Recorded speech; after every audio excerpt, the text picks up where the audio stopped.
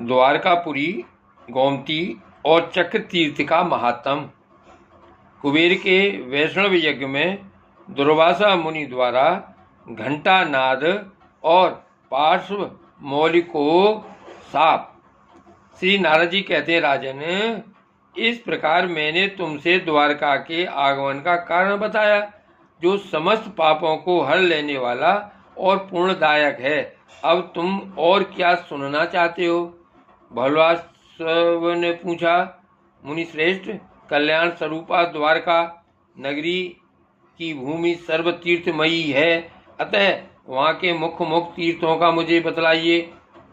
श्री नारद जी कहते हैं, राजन, द्वारका से प्रवास तक की सीमा बनाकर जो तीर्थमणि यज्ञ भूमि है, वहीं मोक्षदायिनी द्वारका है।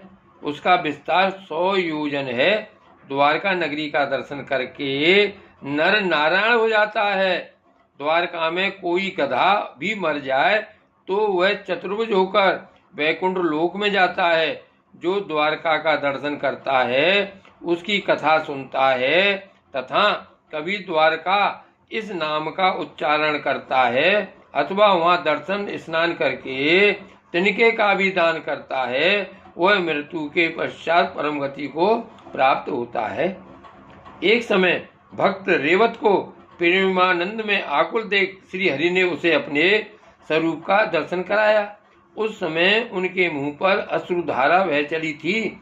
भगवान के नेत्र बिंदुओं से महानदी गोमती प्रकट हुई, जिसके दर्शन मात्र से ब्रह्म हत्या जैसे पातकों से छुटकारा मिल जाता है। जो मनुष्य गोमती तट की पवित्र रज लेकर अपने सिर पर धारण करता है, वह 100 जन्मों के किए हुए पाप से तत्काल मुक्त हो जाता है। इसमें संशय नहीं है। मनुष्य कहीं भी स्नान करते समय यदि गोमती इस नाम का उच्चारण कर लेता है तो उसे निसंदेह गोमती में स्नान करने का पूर्ण फल प्राप्त हो जाता है। विदेहराज, जो मकर राशि में सूर्य के स्थित रहते समय माघ मास में प्रयाग की त्रिवेणी में स्नान करता है, वह 100 अश्वमेध यज्ञों का पूर्ण फल पा लेता है। परंतु यदि वह सूर्य के मकरगत होने पर गोमती में स्नान कर ले तो उसे प्रयाग स्नान की अपेक्षा सहस्त्र गुना अधिक पुण्य प्राप्त होता है।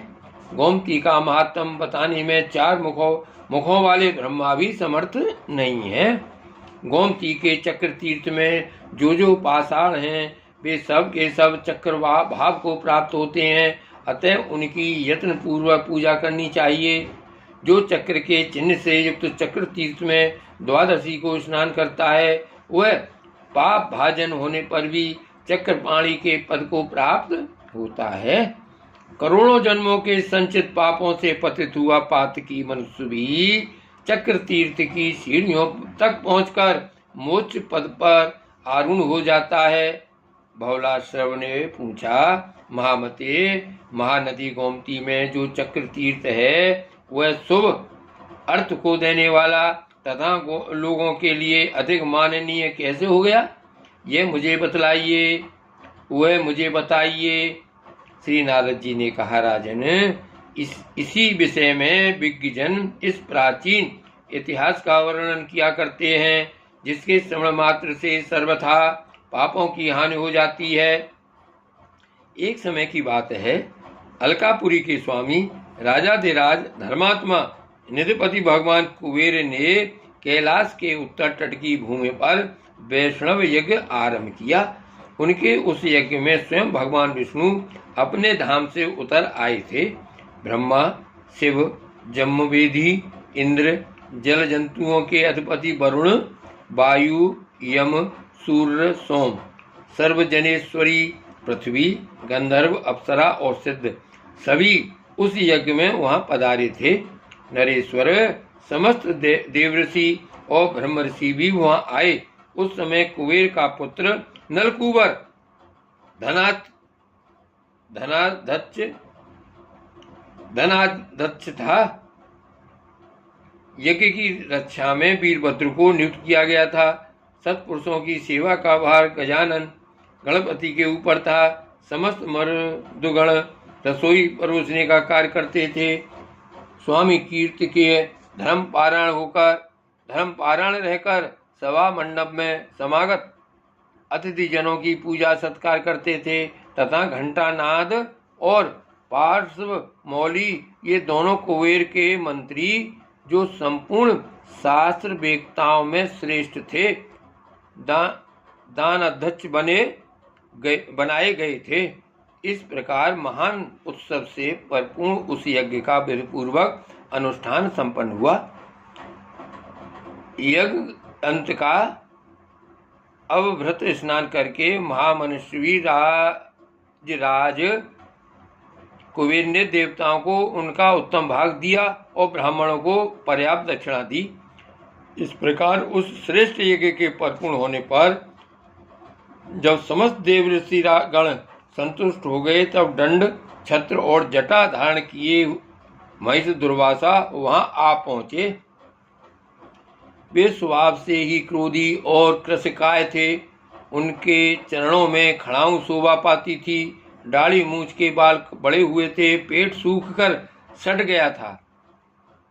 कुशासन समिधा जलपात्र और मृग चर्म धारण किए वे श्रेष्ठ मुनि वहां पधारे हुए उन महर्षि के पास जाकर उनकी विधि पूर्वक पूजा करके भयभीत हुए कुबेर ने परिक्रमा पूर्वक उनके चरणों में प्रणाम किया और कहा, ब्राह्मण, आपके पदार्पण करने से आज मेरा जन्म सफल हो गया, भवन सार्थक हो गया और यह मेरा यज्ञ भी सफल हो गया।